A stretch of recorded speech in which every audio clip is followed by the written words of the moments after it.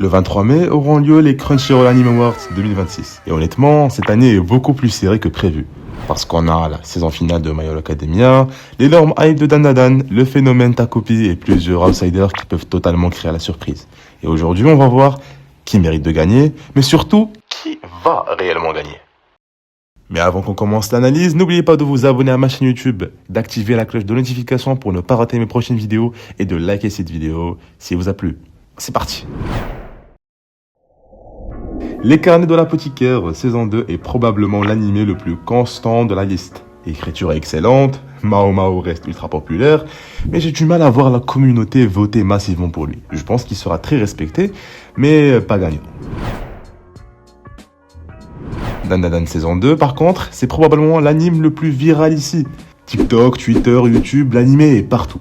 Et si la saison 2 garde le niveau de la première, ça peut clairement devenir un énorme favori. Parce que dans des awards basés sur les votes, la hype compte énormément. Gachakuta, lui, c'est le gros outsider. Visuellement, l'anime peut être incroyable. Et si l'adaptation explose, il peut surprendre beaucoup de monde. Mais honnêtement, face aux monstres de cette catégorie, ça me paraît compliqué. La saison finale de My Hero Academia. Et maintenant, c'est ça le candidat le plus dangereux. My Hero Academia Final Season. Honnêtement, je pense que c'est probablement le favori. Parce qu'il ne faut jamais sous-estimer une énorme fanbase, une saison finale, et surtout le facteur nostalgie qui compte. Beaucoup de gens vont voter juste parce qu'ils ont grandi avec un achat. Et dans un vote public, voilà, ça peut faire toute la différence. En ce qui concerne The Summer Hikaru Died, c'est probablement l'anime le plus étrange de la liste. Dans le bon sens du terme, bien sûr. L'ambiance est ultra dérangeante, super unique. Je pense que ça peut devenir un anime culte avec le temps, mais peut-être un peu trop niche pour gagner les Anime Awards.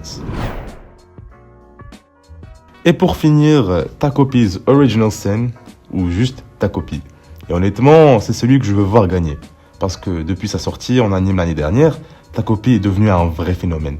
L'anime a traumatisé Internet en entier. Et si vous l'avez vu, vous comprenez pourquoi. C'est le genre d'histoire qui te détruit émotionnellement, mais que tu n'oublieras jamais.